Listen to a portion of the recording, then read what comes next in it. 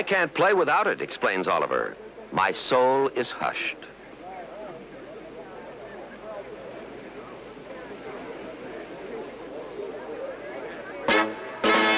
So, with immortal music ringing in our ears, we begin our cavalcade of classic comedy moments, unseen for 40 years. Films so old we think you'll find them fresh and new.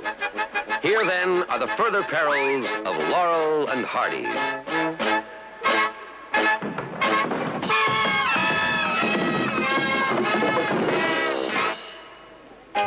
A Mack Sennett bathing beauty appears to pose prettily for Charlie Chaplin on a summer afternoon in 1915.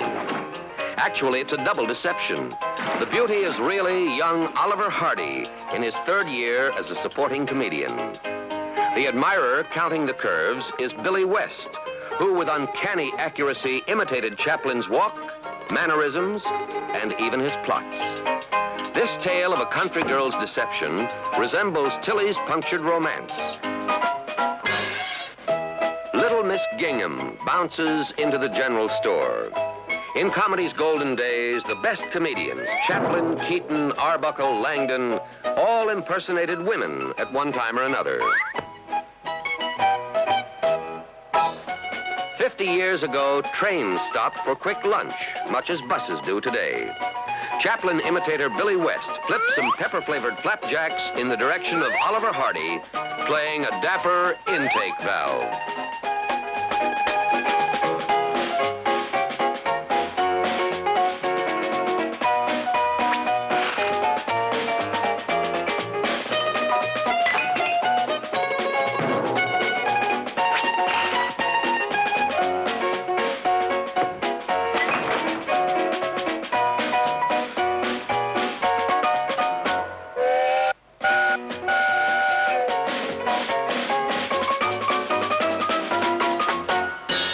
In his day out, Oliver Hardy played what was long his customary role, that of the pompous heavy, with brows and mustache so thick they almost hid his cherub face.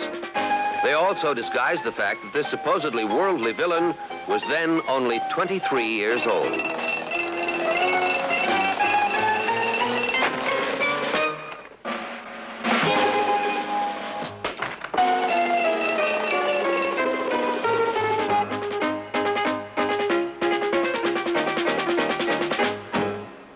In 1918, Stan Laurel was featured in Just Rambling Along, an improvisational comedy, which meant that the actors were sent out with a two-line script scrawled on the back of an envelope and told to build it from there. Quick-witted Stan was brilliant at ad-lib wordless comedy. Note this bit with another beginner who was to become a silent comedy star, Charlie Chase.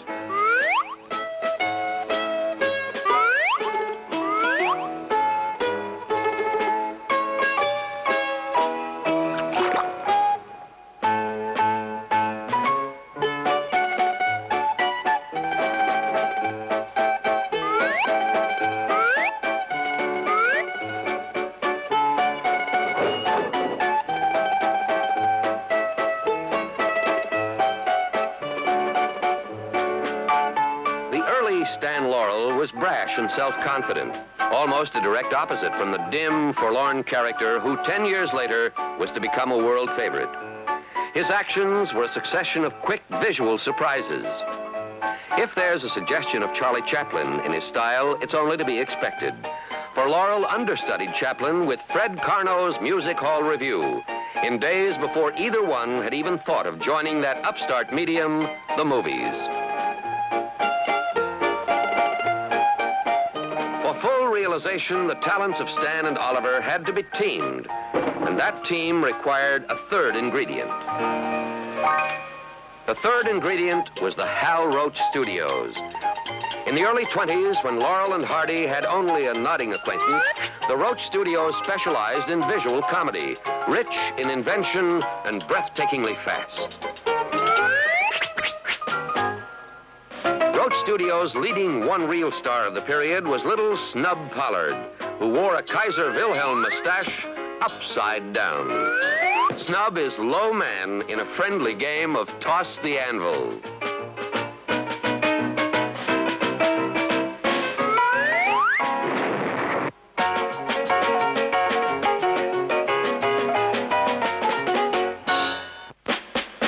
Snub Pollard's comedy, Stage Struck, is a nostalgic look at the stock companies which once toured the sticks, made at a time when these primitive shows were still part of the American scene. Snub and fellow patriots had to hold the scenery together while winning the Civil War.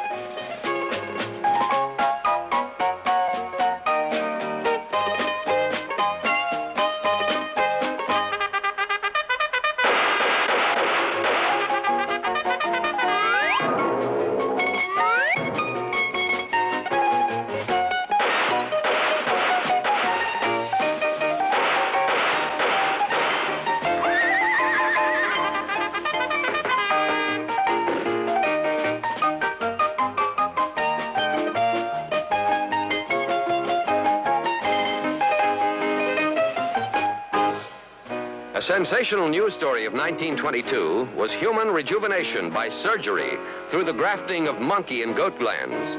The once exhausted snub emerges a paragon of pep and finds his newly installed monkey glands of immediate use in riding the streetcar. Their value on the subway would be beyond estimate.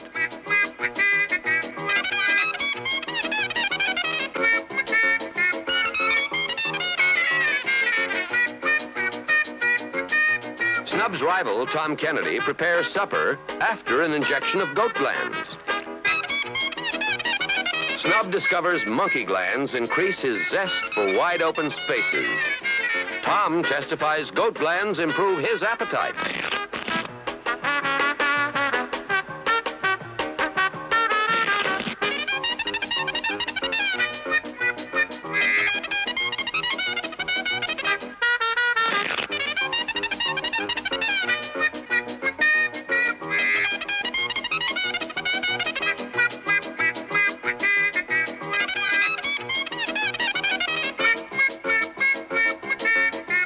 Goat glands versus monkey glands, a breakthrough in science.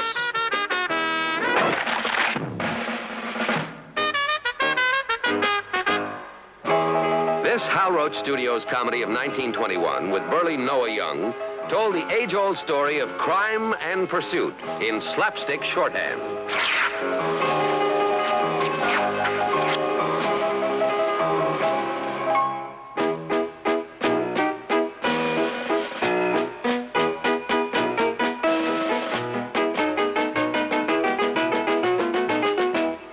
A mother's goodbye.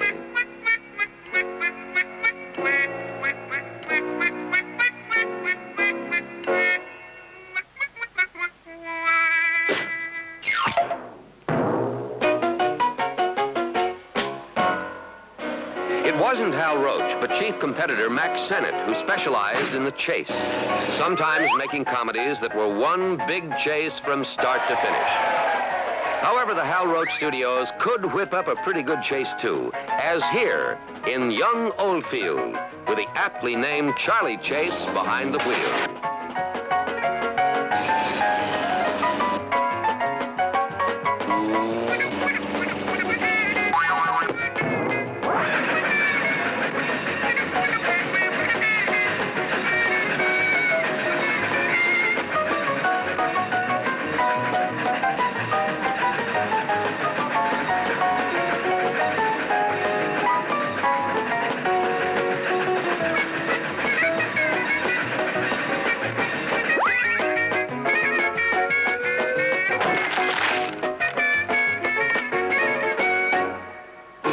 In Do Your Stuff of 1923, Charlie Chase, who also used the names Paul Parrott and Jimmy Jump, did a delightful and acrobatic spoof of Doug Fairbanks.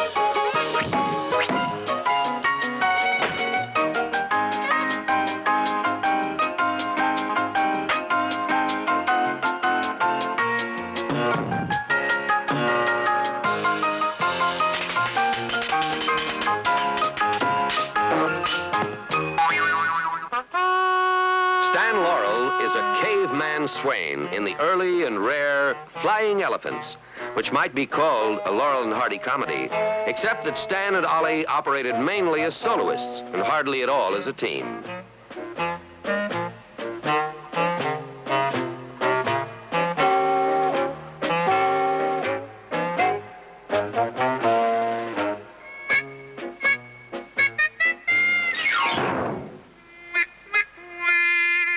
add depth to the hubbub, Roach Studios comedies needed characters audiences could identify with and love.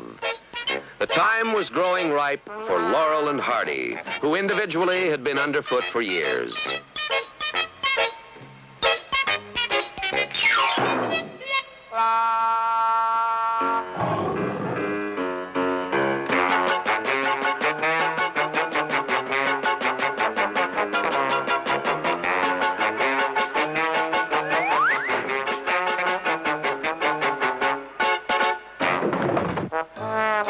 Courtship, a la Stone Age.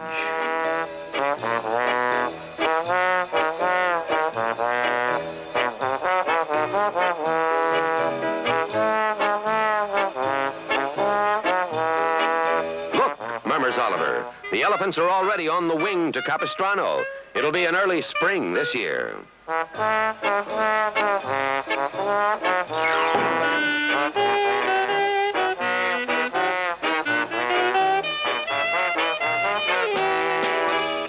Fishing, a la Stone Age.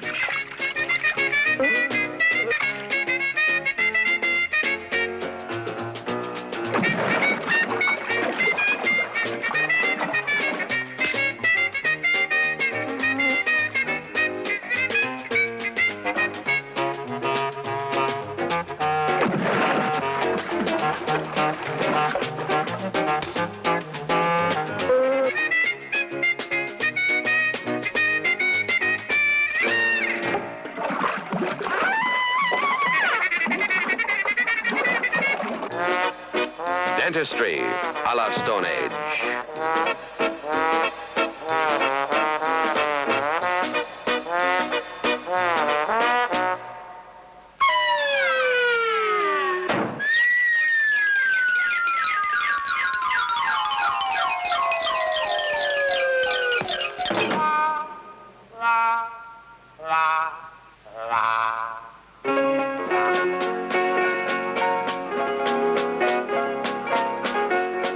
Friendship, a la Stone Age.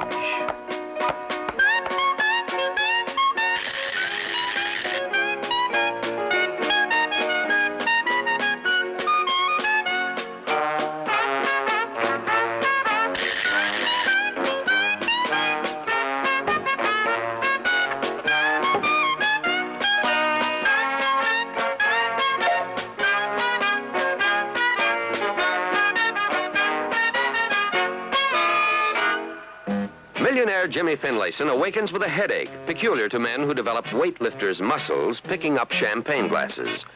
Butler Oliver Hardy brings news of a wedding, Finlayson's wedding, the blacked-out night before.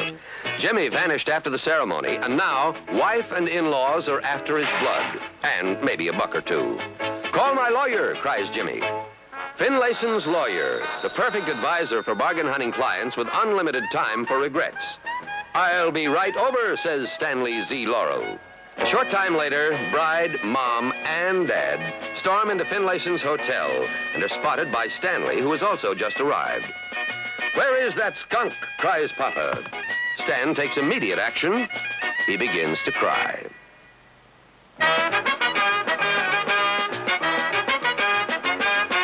Stanley sounds the alarm. They're trapped. If this marriage was made in heaven, Finlayson may soon be visiting its place of origin.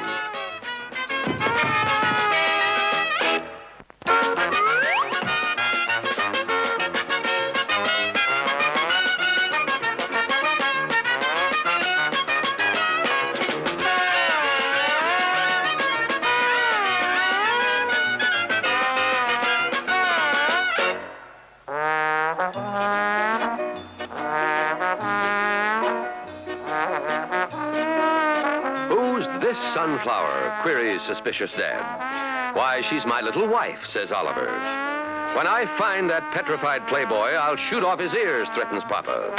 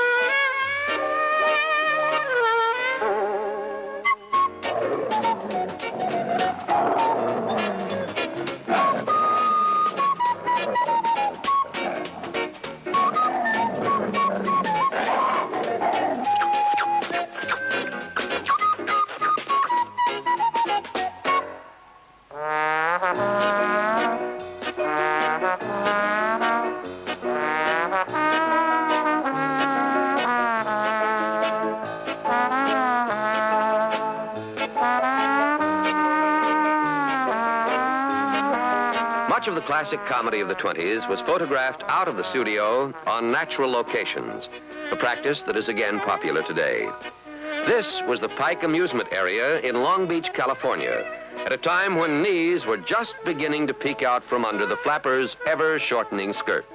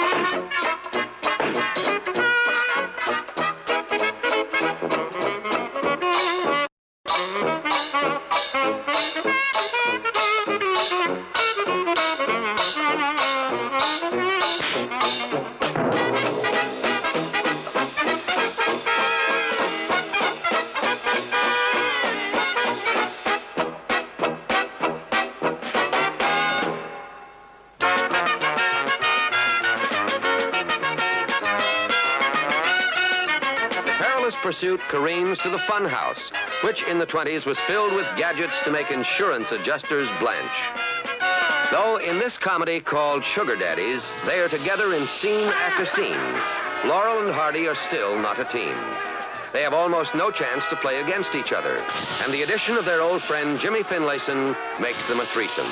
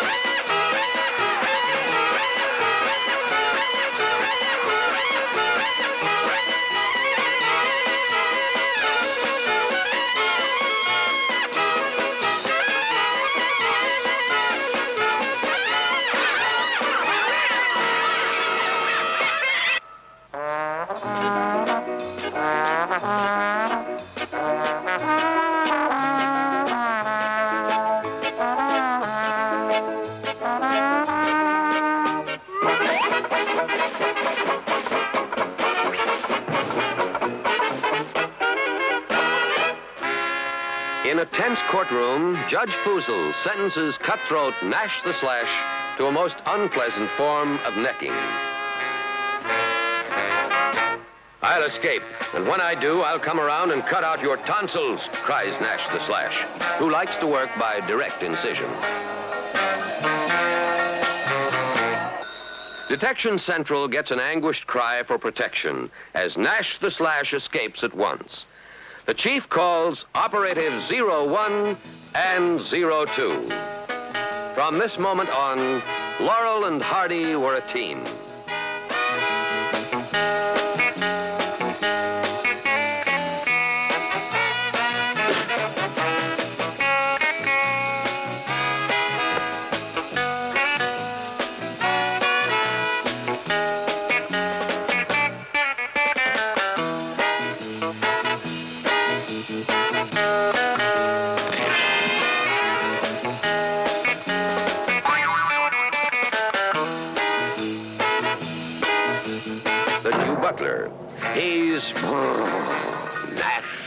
Slash.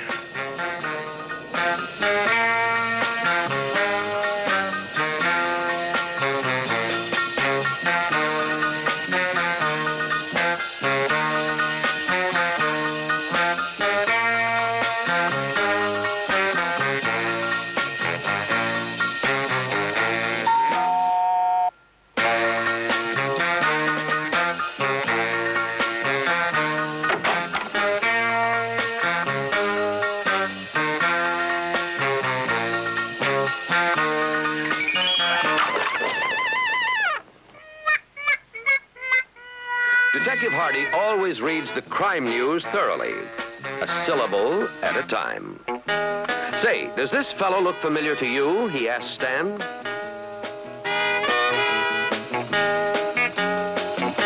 La, la, la, la.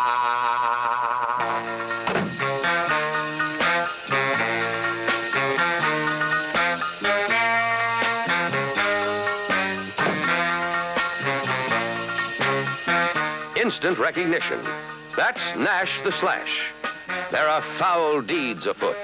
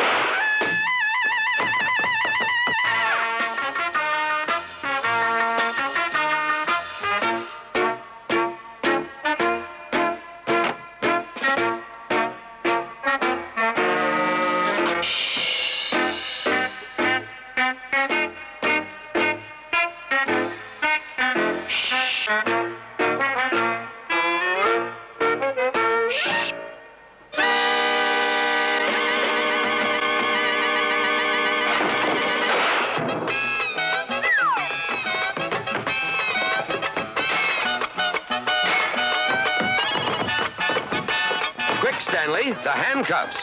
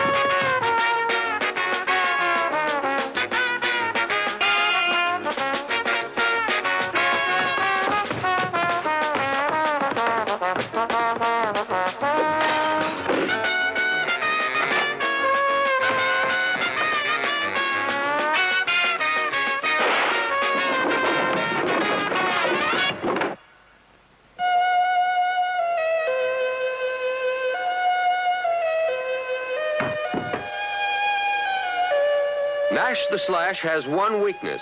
He's afraid of ghosts. They're so hard to cut.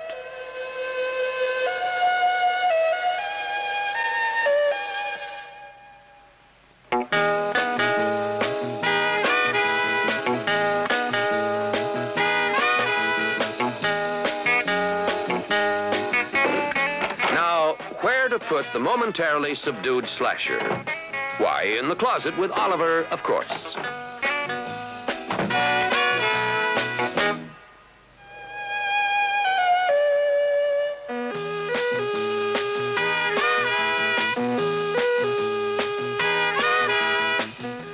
Well, it's all in a day's work, sighs Stanley. Okay, men, the killer's in the closet. Take him away and see that he gets his just desserts.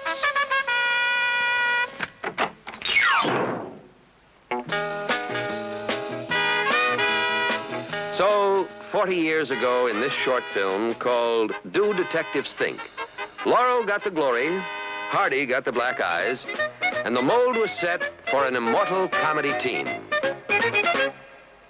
The lovely Jean Harlow was little more than an extra girl plucked from the ranks in this Hal Roach Studios production called The Unkissed Man, which reflected the new sophisticated comedy, rapidly replacing slapstick on the screen.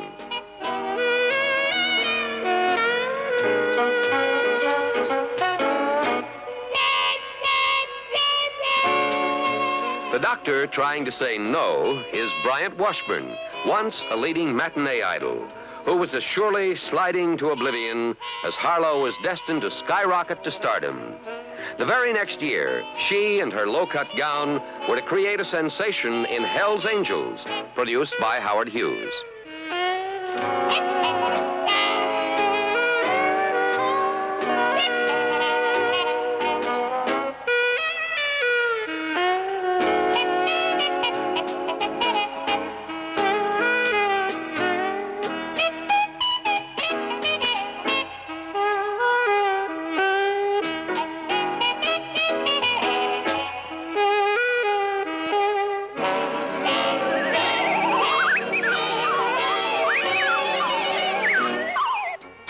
Another example of the new sophistication in comedy was the work of Charlie Chase.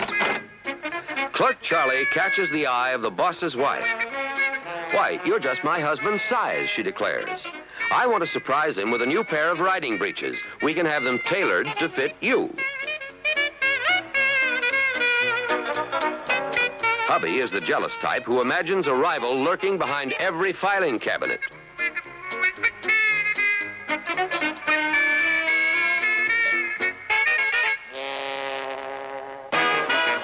Time for lunch.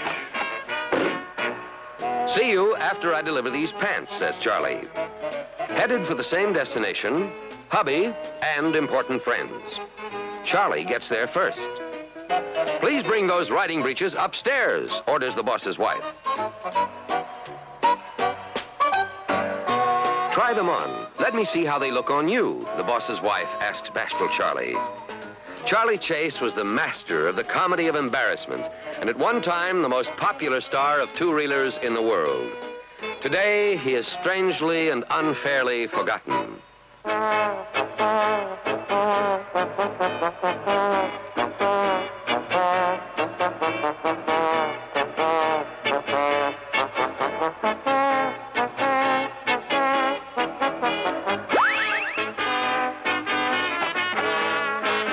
The boss spots Tom Dugan, the neighborhood private eye. "There's a strange man in my house. Get him out quietly. I have influential guests. There must be no scandal."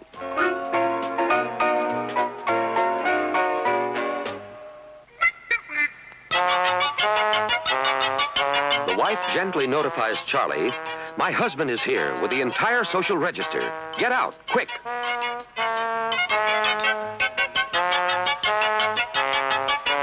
Pampered Pamela, who pants for pants.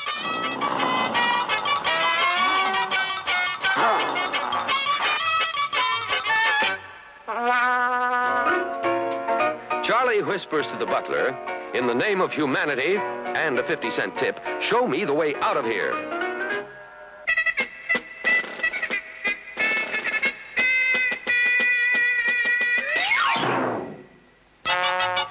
Enter Detective Dugan. Pamela stool pigeons. "Aha," deduces Detective Dugan. "Half a pair of pants. Or one pant. This could be a clue."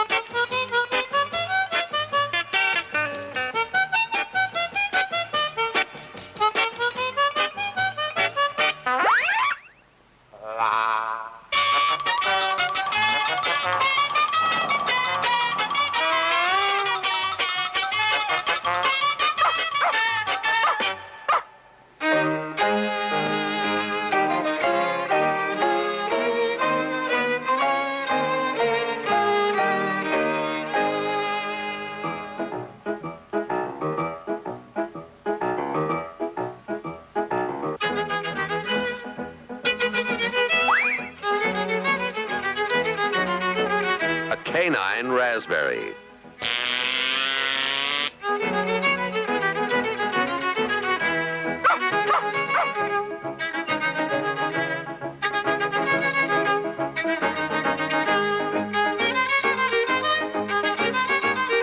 Naughty, naughty.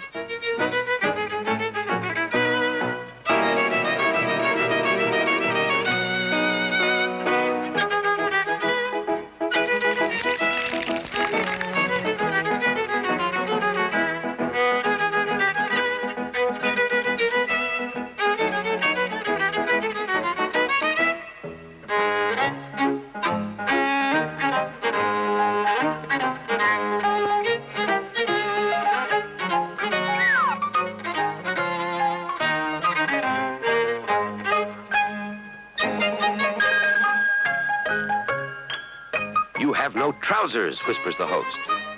Says the butler, I certainly have. Look.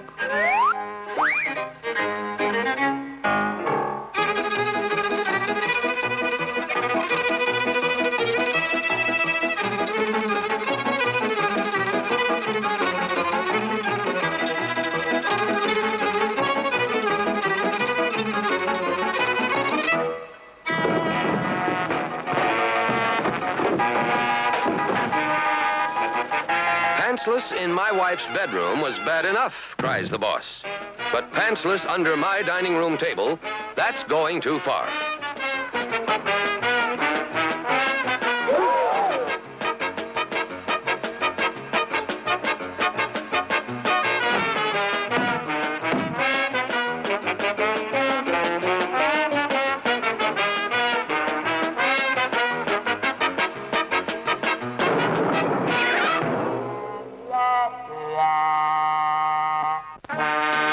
Wifey explains everything as the riding breeches gallop away.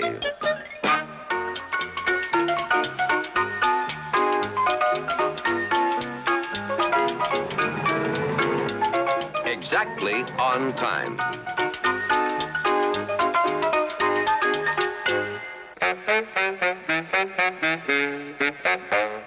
Riding breeches, doesn't he look silly?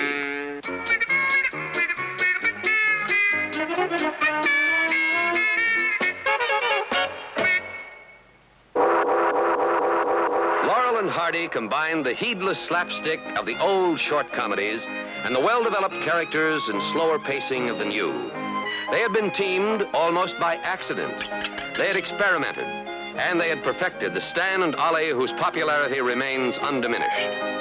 In the second 100 years, they played convicts on the lam, mistaken for visiting diplomats and forced to bluff out the unbluffable. The old chases used to utilize wagons, cars, boats, airplanes, submarines, dirigibles, runaway locomotives, and a wild array of animals and people, hurtling at breakneck speed to make audiences laugh. Stan Laurel could accomplish the same end by chasing a cherry.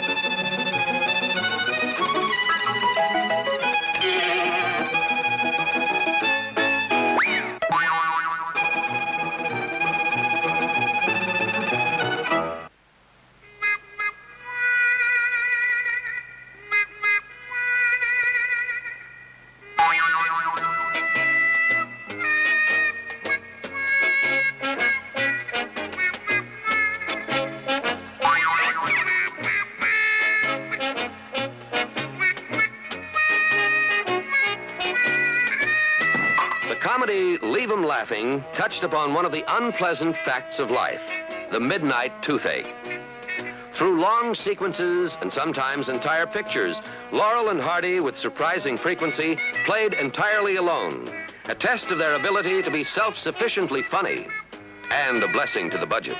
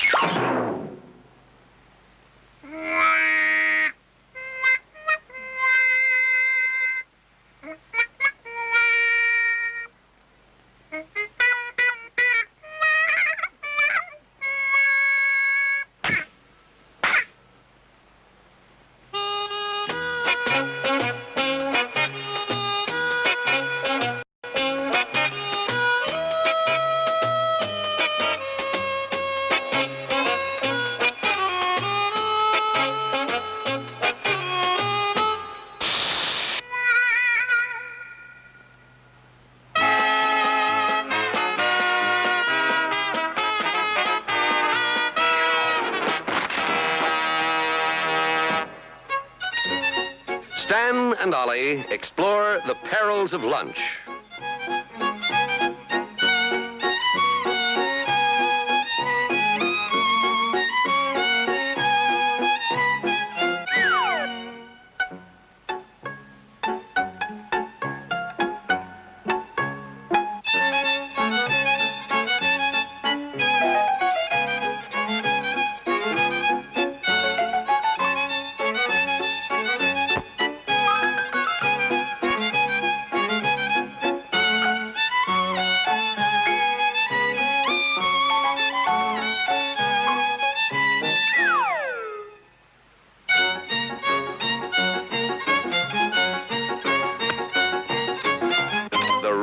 Of moments, Oliver prevents disaster. Of all occupations, which one would seem most unlikely for Laurel and Hardy? Grave robbers? Well, that's just what they are in habeas corpus. Since the graveyard gate is locked, they'll have to scale the wall.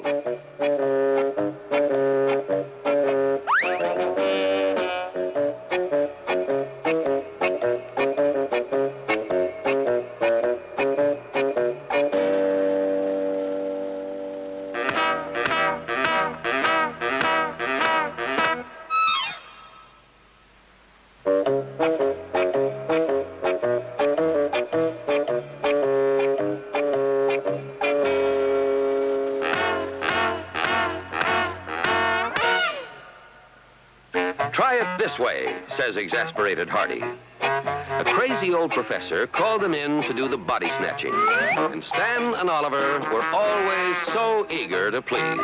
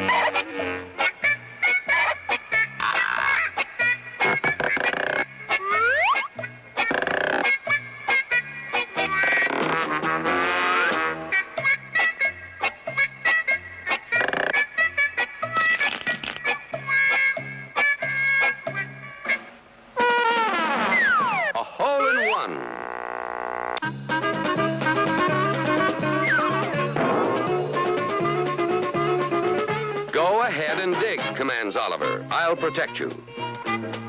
A sheeted figure of law enforcement slithers in. Unknown to the snatchers, the professor has been dispatched to the booby hatch, and a detective sent out to keep an eye on their clammy kidnapping.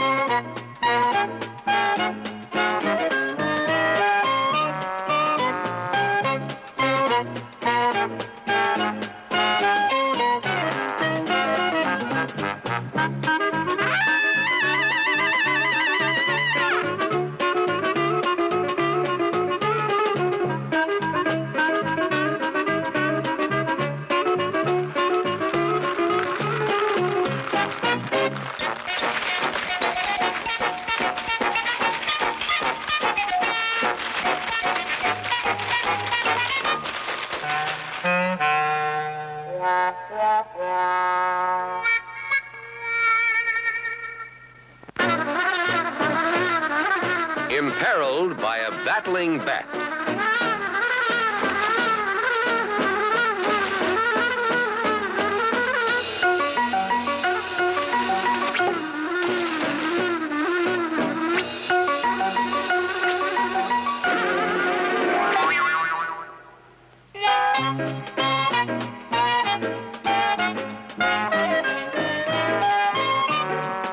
Oliver leaps up for a better view. And gets it.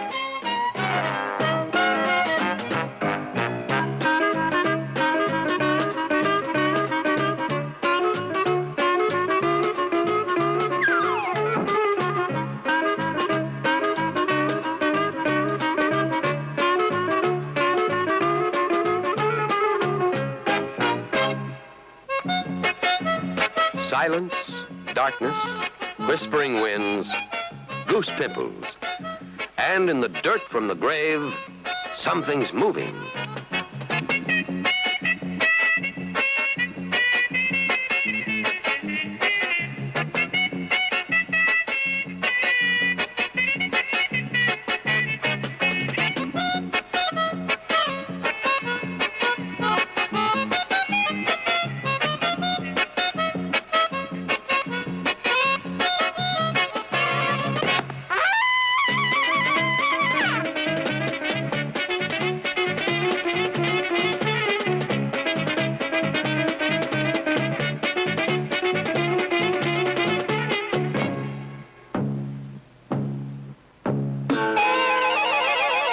"I'll teach him a lesson," figures the detective.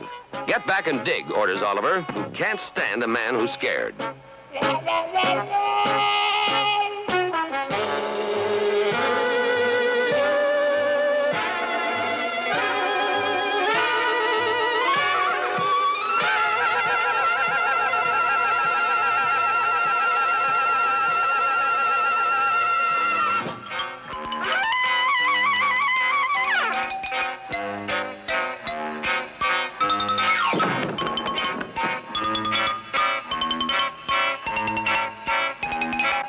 Stan return?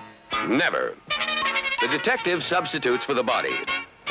"If I want a job done, I always have to do it myself," complains Ollie.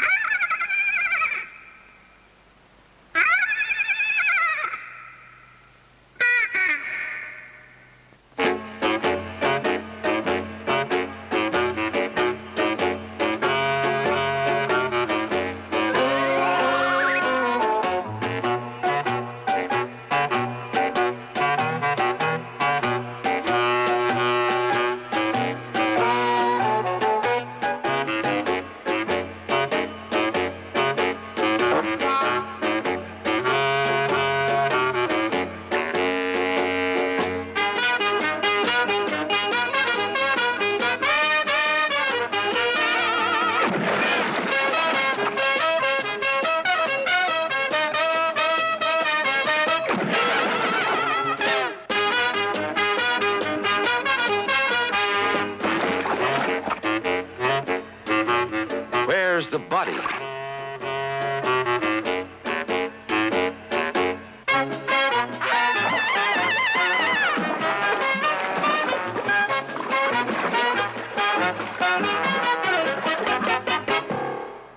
In That's My Wife, Oliver Hardy's helpmate prepares to leave his bed and board for the most insignificant of reasons. How more insignificant can you get than Stan Laurel? Stan came for an overnight visit. He's been planning to depart for months. I'm through, says the wife.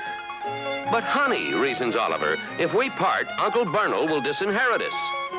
Mrs. Hardy has a word, deleted, for Uncle Bernal.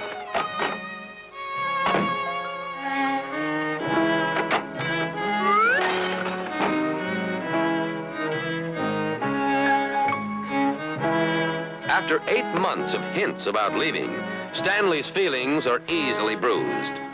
Meanwhile, destiny approaches the front door. It's Uncle Bernal, the millionaire sheep-dip king. Nephew Oliver will inherit all his money, but only if Ollie is happily married. Says Uncle to Oliver, I just dropped in to visit your wife. You know, I've never met her. Uncle continues, if this marriage is solid, I'll buy you a fine new home. Now, where is Mrs. Hardy? I'll bring her down, says Ollie. She's crazy to meet you. You've got to be my wife, Hardy tells reluctant Stan. There's a fortune at stake.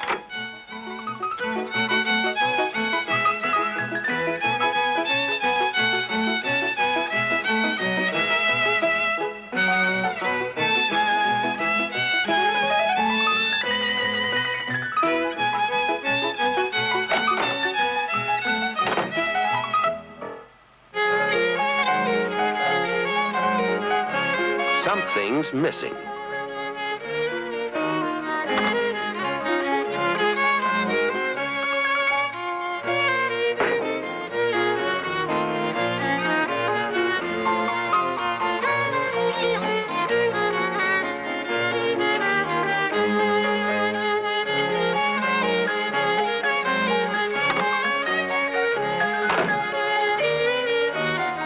She's no beauty, says Oliver, but what a clown. See? I told you, always clowning. This, announces Ollie, is the little woman.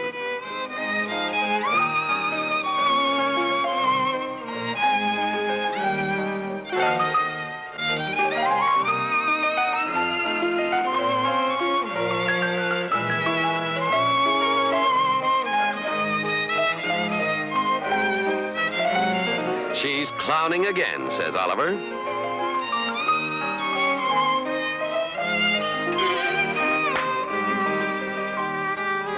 It's dinner time, says Uncle. I'll take you to the Chow Dog Cafe. If I go out like this, something terrible will happen, cries Stanley to Oliver. The Chow Dog Cafe, where the waiters bark and the checks bite.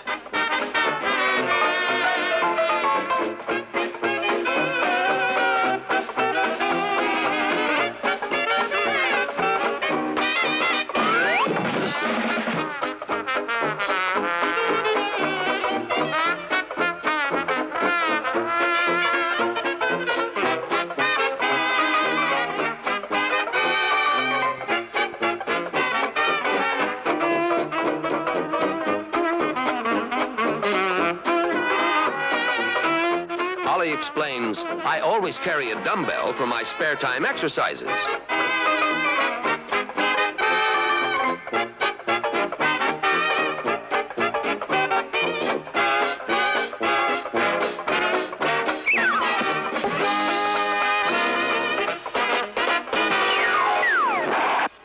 La, la, la.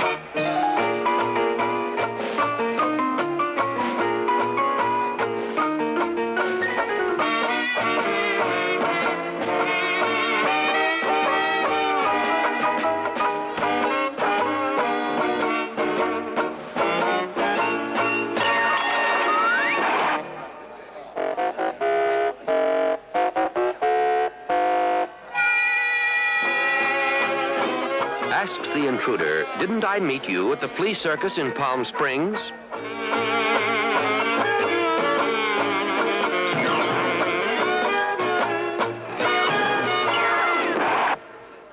La, la, la.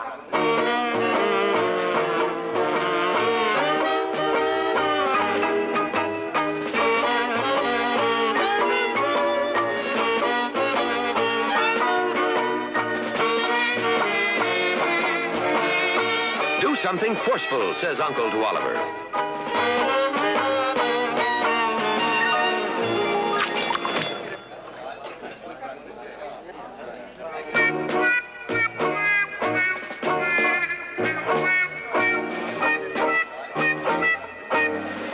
Waiter, my check, and a bowl of soup to take out.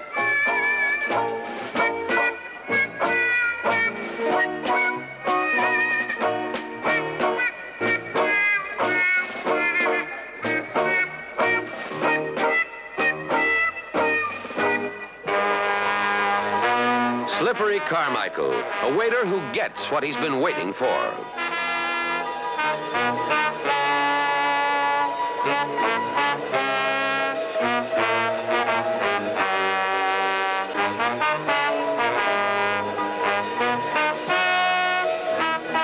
Don't worry, we'll find your necklace. I'll have everybody here searched, assures the head waiter.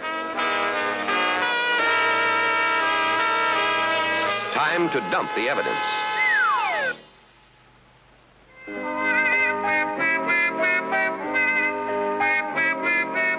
The stolen necklace, it's down my back, cries Stan. We'll dance and shake it out, whispers Ollie.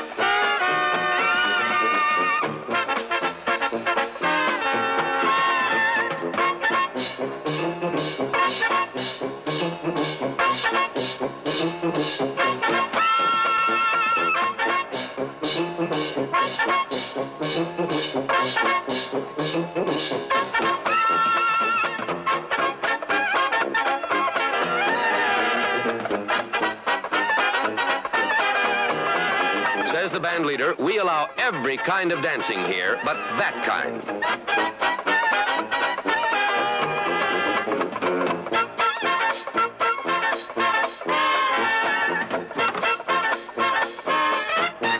La, la, la.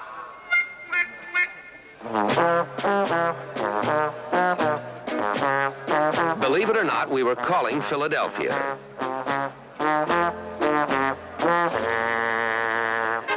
Found on the dance floor.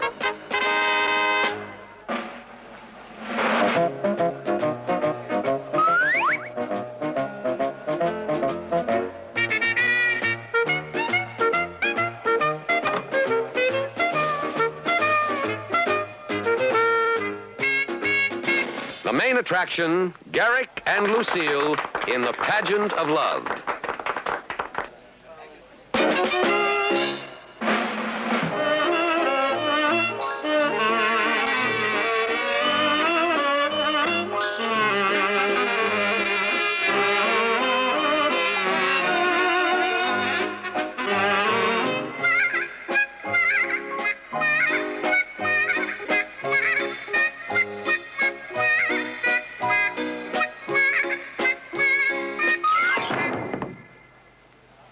Uncle Bernal can take no more.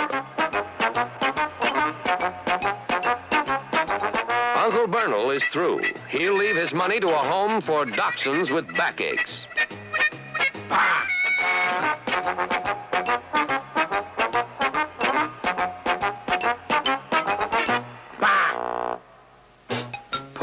Oliver. He's lost his wife. He's lost his fortune. What can happen to him next?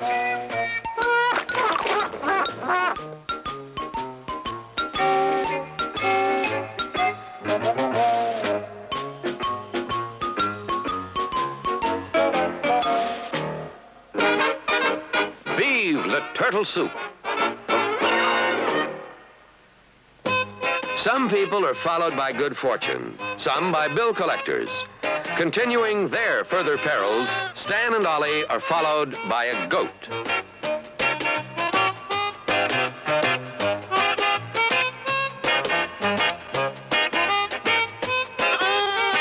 An unwritten law on the Hal Roach Studios lot, all puddles that Oliver Hardy stepped into were bottomless.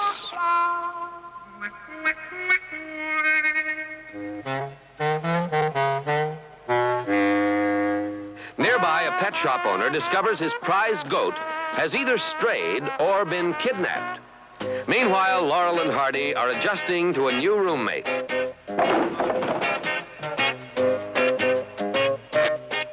Quiet, cautions Ollie.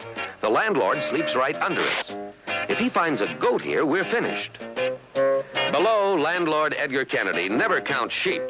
He counts tenants being evicted. My poor feet are killing me, says Oliver to Stan.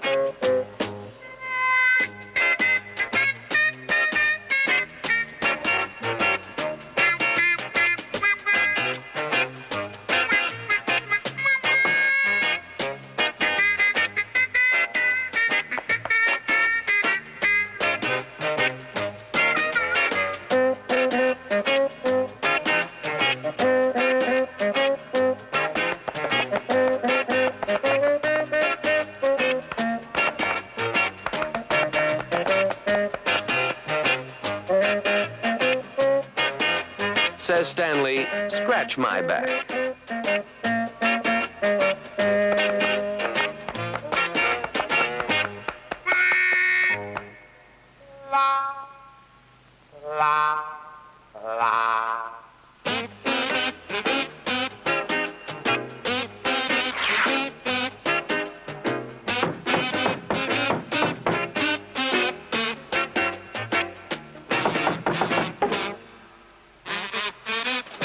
I'm telling you that landlord will murder us, and maybe even ask for the rent, warns Ollie.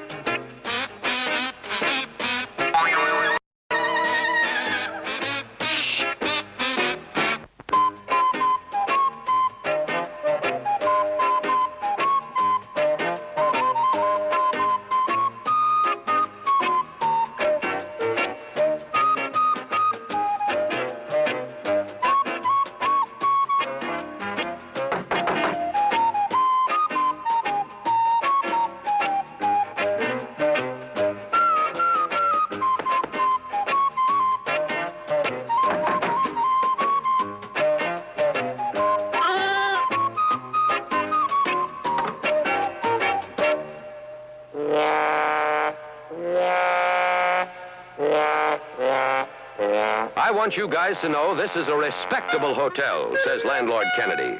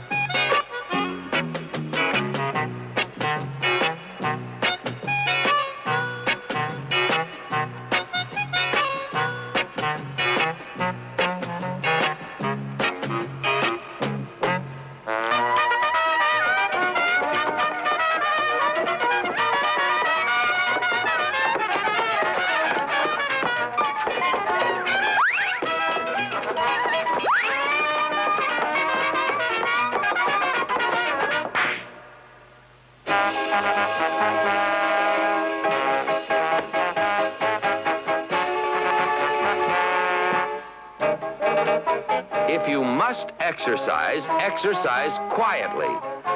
Watch me, instructs Oliver.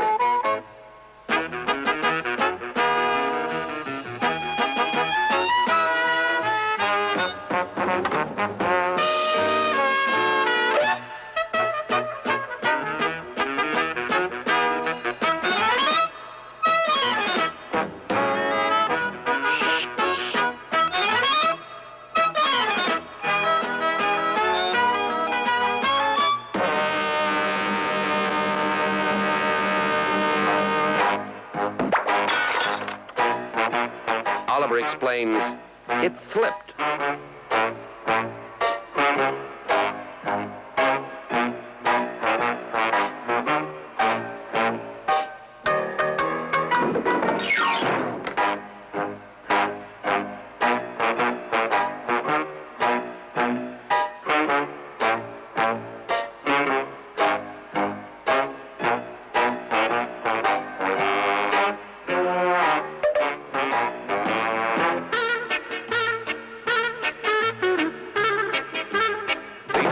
Of goat, a natural fragrance which boy and girl goats find fascinating, but which has very little appeal for anyone else.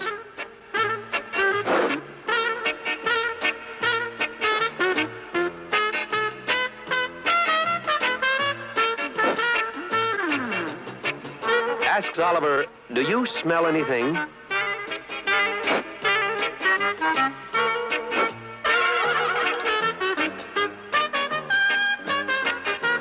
Answers Stanley, there sure is a tang in the air.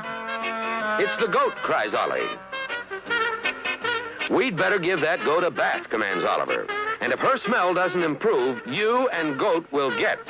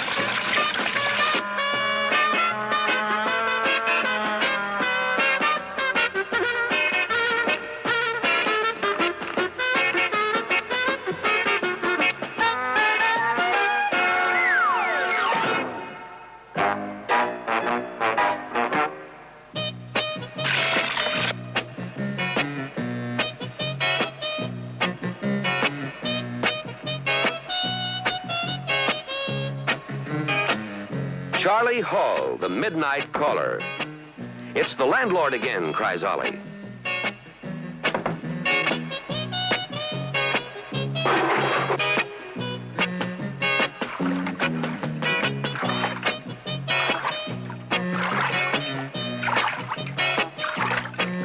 Sorry, wrong room.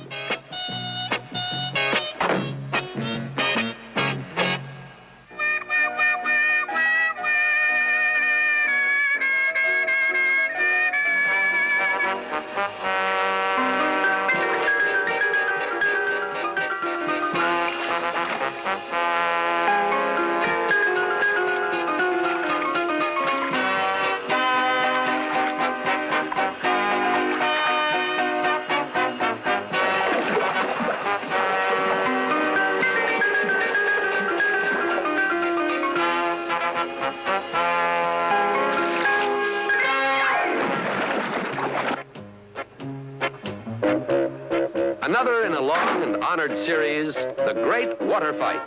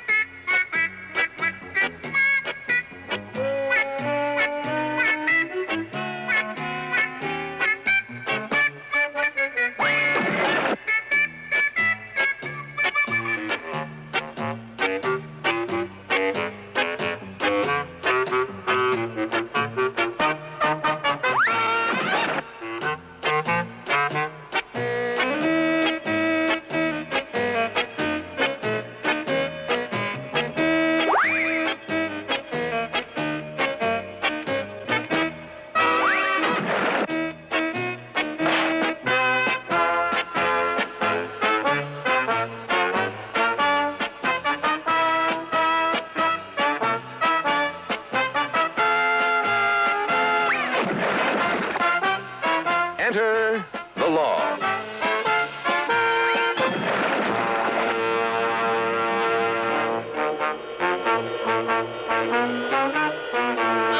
Aha, cries the cop.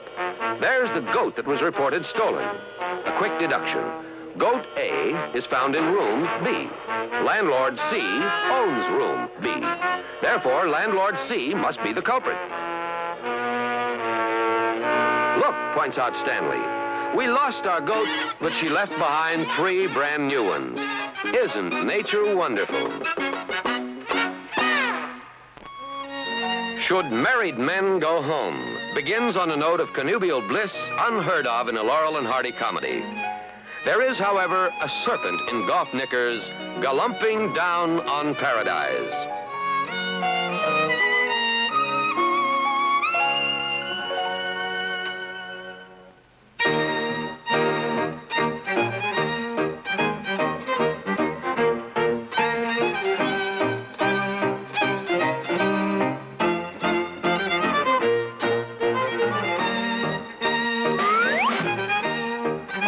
Don't make a sound, he'll stay for hours, warns Oliver.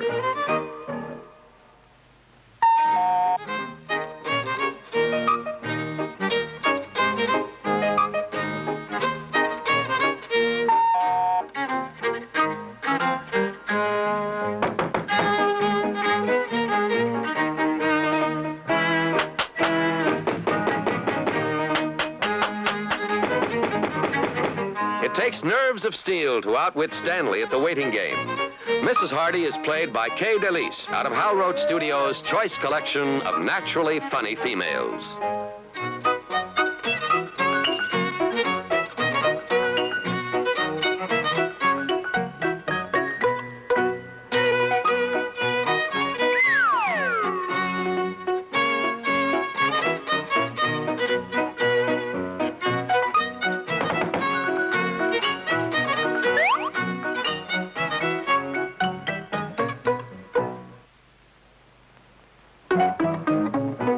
Peekaboo.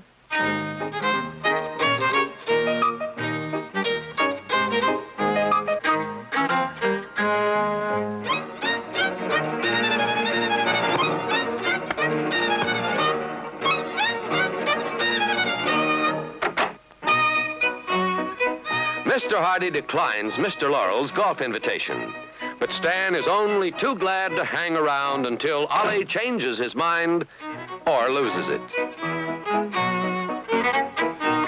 The new Victrola. Can I play Paul Whiteman? Asked Stanley. Imagine my embarrassment.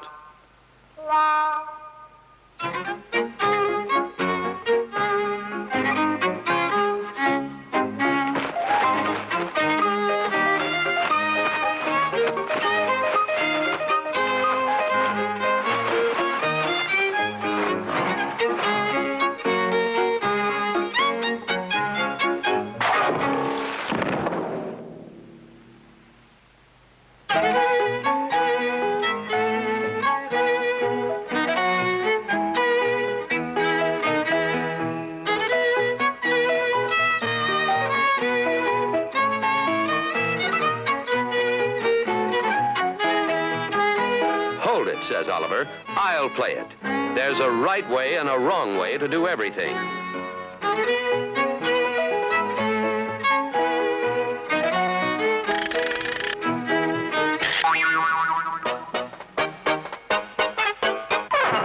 Wrong way.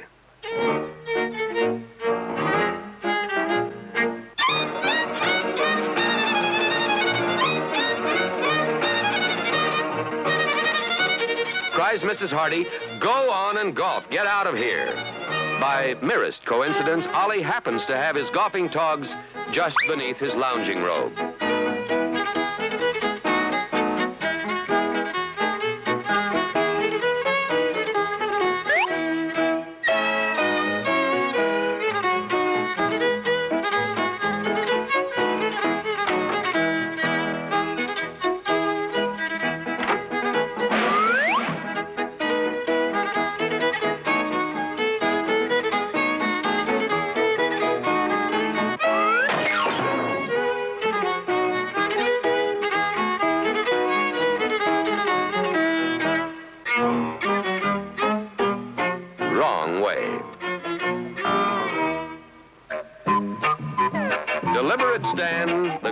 curse.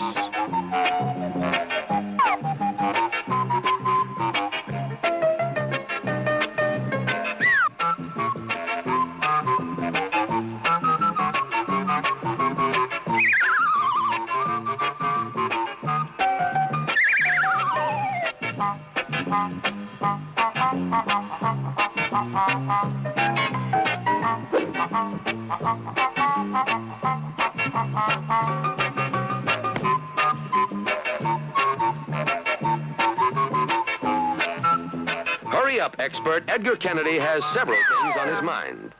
One of them was his hairpiece. Edgar used to cut his own hair. Now he makes his own wigs.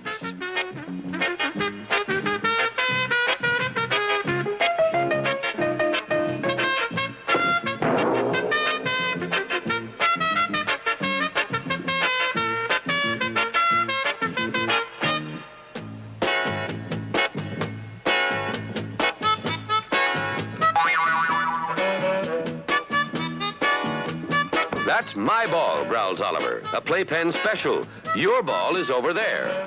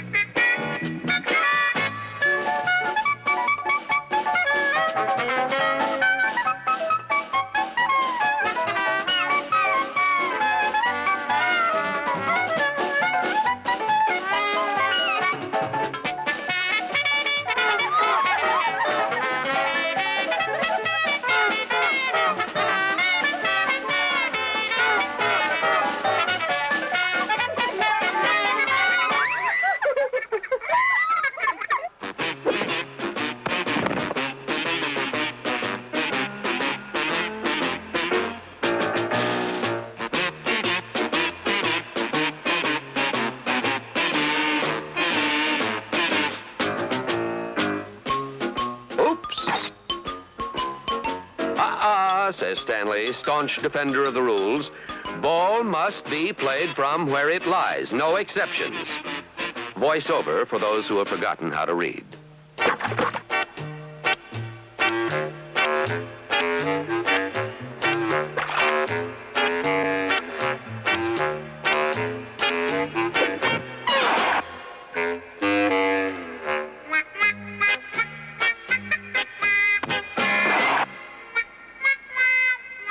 Great mud fight.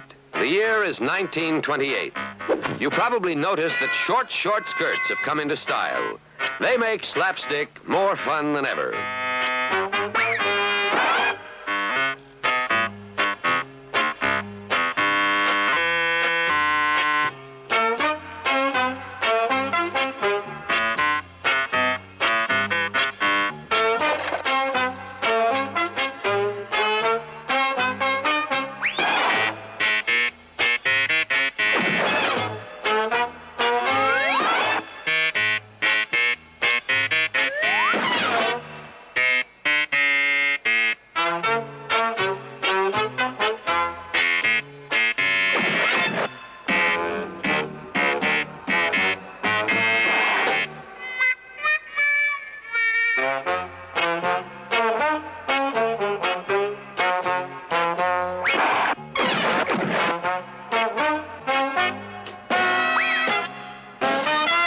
Keep clean. There's a right way and a wrong way, points out Oliver. Wrong way.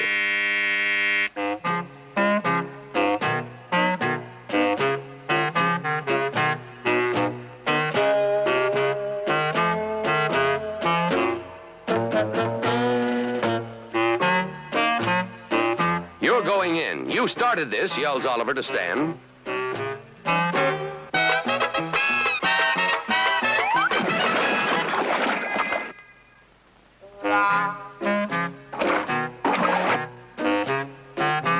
Come in here this minute, cries Ollie.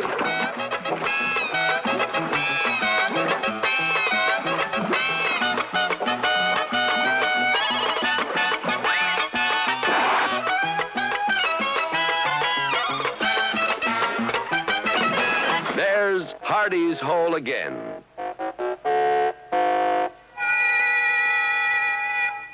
Serves you right, says Stanley.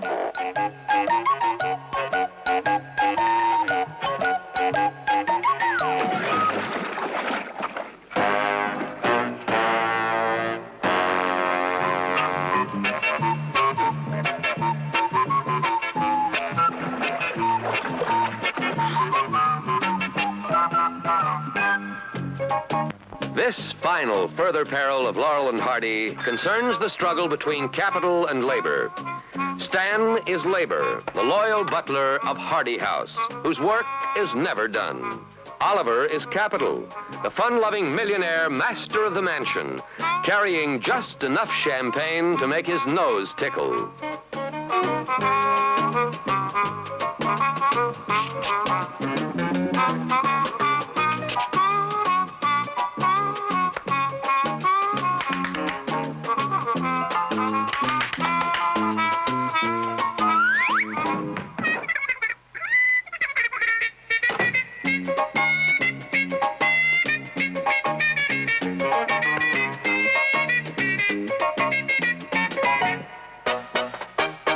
It's bedtime, but Oliver has returned from mad revels in Babylon, Long Island, that is, and he'd rather play.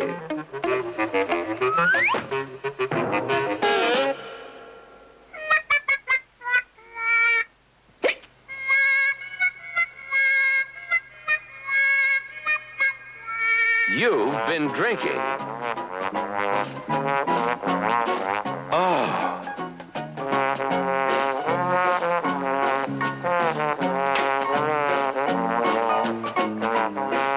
Says Stanley, you're going to bed.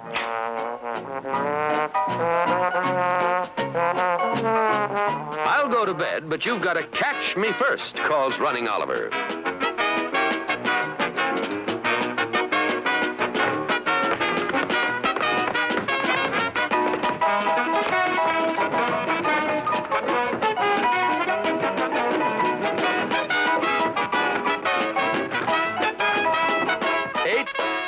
Nine, 10, and you're out, counts off Oliver.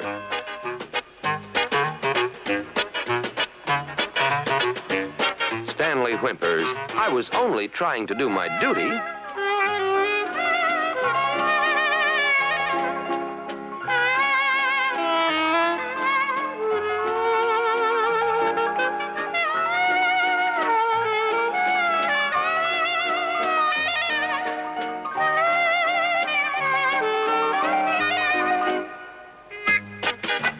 Next morning, poor Stan gives notice. Oliver's had the good times, Stanley's had the hangovers. Says Laurel, my bill for services to date. Says Imperial Hardy, not a penny. I won't let you quit. You're just being mean, says Stan.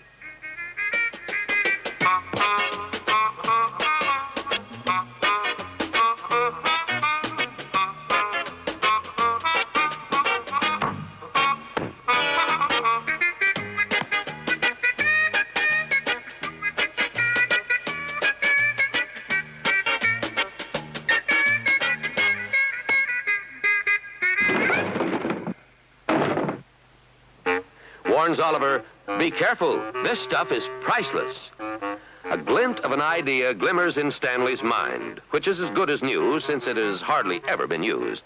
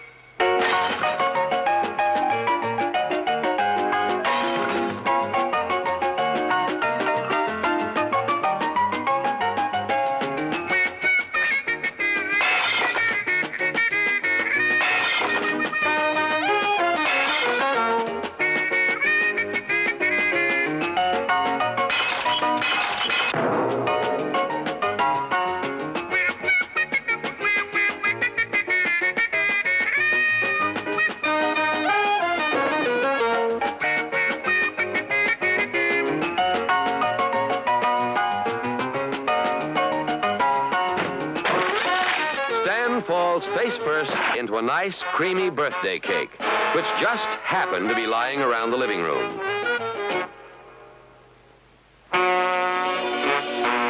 You're frothing at the mouth, screams Oliver. You've gone mad. Blood, blood, cries Stanley.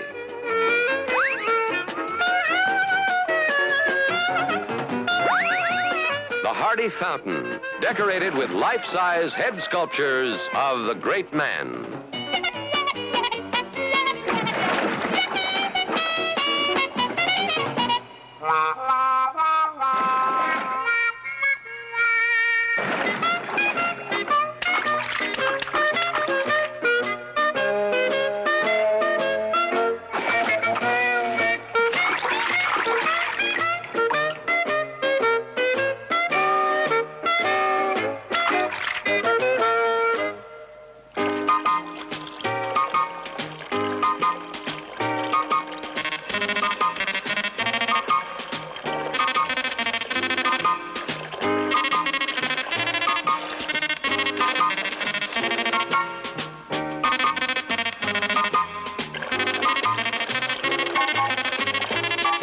Bad plumbing, muses Stanley. You've got to whack these heads to keep them spouting.